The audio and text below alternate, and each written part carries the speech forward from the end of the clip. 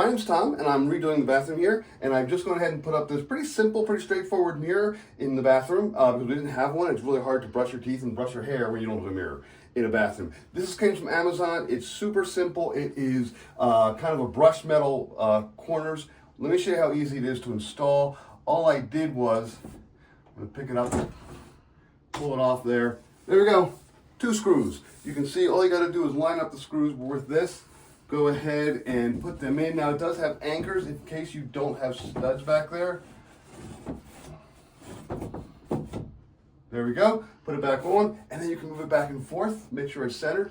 Looks great. Now here's the fun part. I'm gonna go ahead and take this plastic and peel it off. Wow, nice crystal clean mirror. Look through the cardboard there. It is a beautiful, beautiful, nice shiny, nice clear mirror. It does come packed really, really well. There's styrofoam all around it. It is packed around it. When you get the box, it's a little bit bigger than the mirror because they have packing all around it too.